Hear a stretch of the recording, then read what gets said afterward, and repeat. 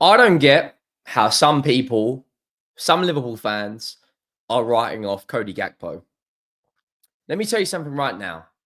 As a finisher, as a pure breed finisher, which is very rare for a winger nowadays, he is right up there. And he's not one of the biggest names in that Liverpool team. He's not a McAllister. He's not a Florian Wirtz. He's not a Salah or a Van Dijk or an Allison. But what he is very efficient. Very, very efficient on that left-hand side. And I would be absolutely amazed if he left Liverpool in the next year or so. People are writing him off. He's not good enough. I don't understand the narrative. You know, nearly 60 GA in 128 games for Liverpool. As a guy that can play on the left, can play up front, can play as a false nine. He's happy to at times rotate and play his part for the team. We've already spoken about Rio Ngumoa today. We've already spoken about Liverpool beating Bilbao today. But we're here to speak on it again.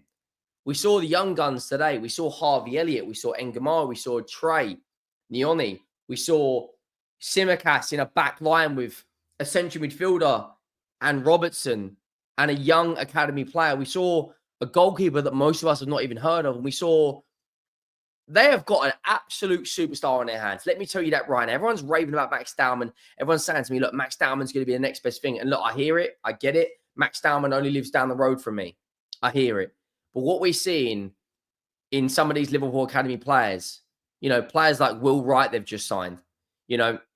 Today, Cody Gakpo with a brace, Salah with a goal.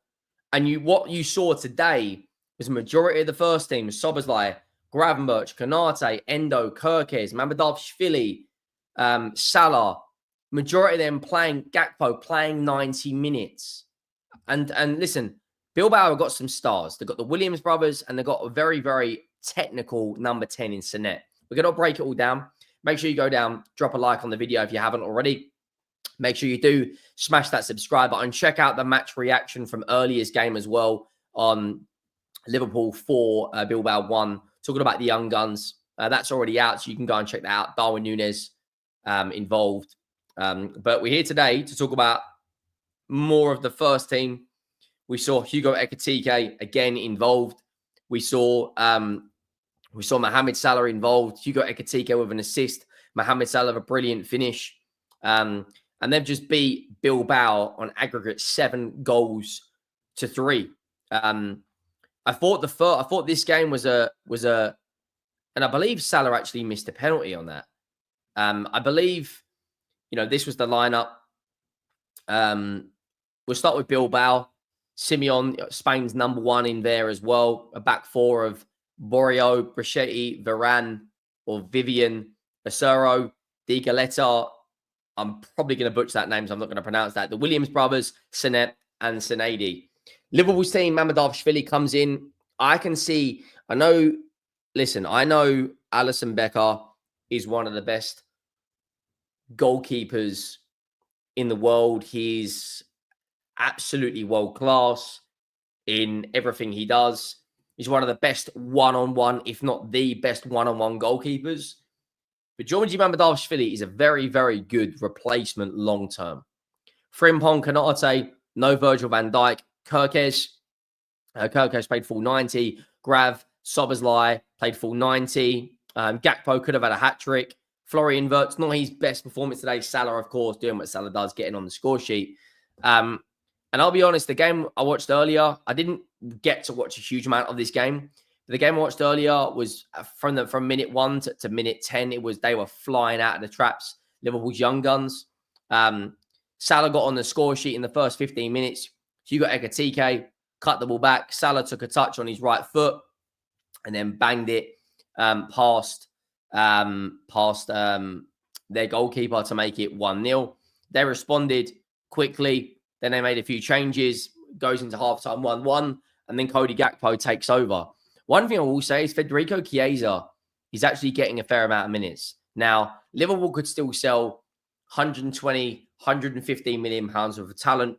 You've got Federico Chiesa that's going to go. You've got Darwin Núñez that's going to go. You've got Harvey Elliott. I I would like, if I was a Liverpool fan, I'd like to see Harvey Elliott stay. I think he's a very underrated player in this Liverpool team. And when he's actually been given the chance in the last few years, he has delivered. You think of that goal he scored off the bench. Arne Slot made the substitution, and it was the two substitutes that created the goal to beat PSG in the Parc des Princes. It was Darwin Núñez's through ball, and it was a great finish from Harvey Elliott. I think you saw what he done in the Euros for the under 21s. I actually really like Harvey Elliott. I think he's got a lot of things that people should be happy about. He's got the work rate. He wants more game time, though. He's versatile, can play on the 10, can play on the left, can play on the right. Probably looking at in today's market, £50 million. Darwin Núñez, of course, there's been a proposal from Al Hilal. That may be his last real action in a Liverpool shirt. Of course, this weekend is the Community Shield, which will be between Liverpool and Crystal Palace. Ornstein said this a couple of days ago, that Al Hilal identify Darwin Núñez as the priority target and stepping up their efforts to sign Liverpool striker. No bid yet, but interest registered to LFC, and Al Hilal plans to push the 26-year-old accelerated internally Uruguay international receptive to the possibility.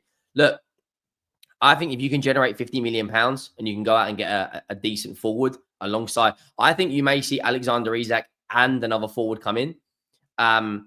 But Alexander Isak in this Liverpool side today, Hugo Ekitike, has been at Liverpool 5 minutes and already got a couple of GA so far, he's got one. I thought he got a goal contribution against Yokohama, but he didn't.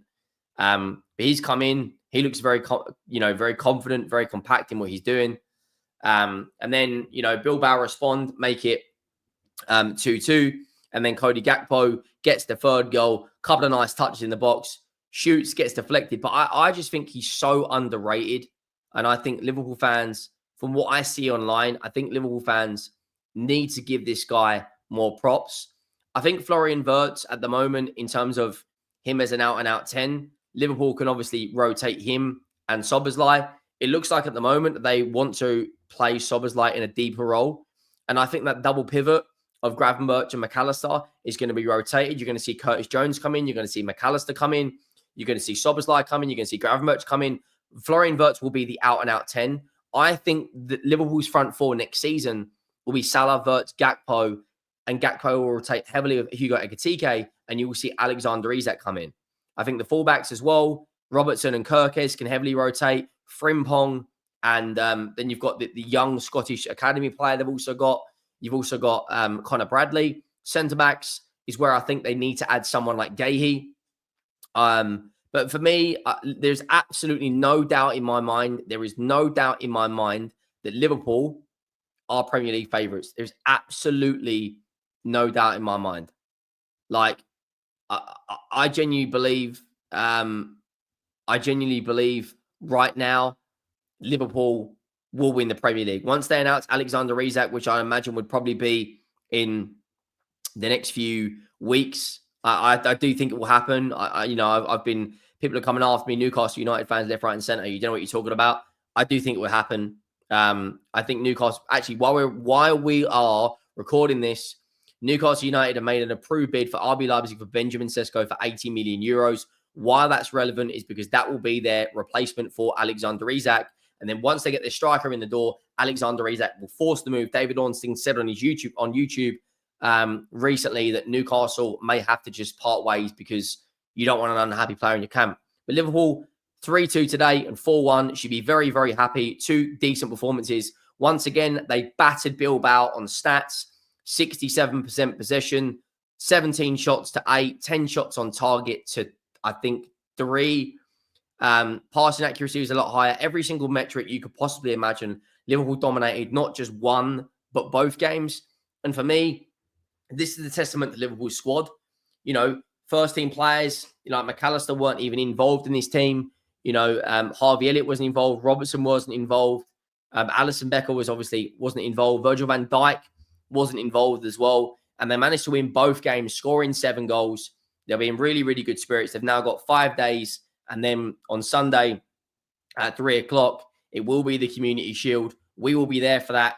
Liverpool, for me, comfortably win this I know Crystal Palace have got some big-time players in there, like Eberechi Eze and whatnot. But for me, Liverpool win that, and then they will go and absolutely steamroll the Premier League.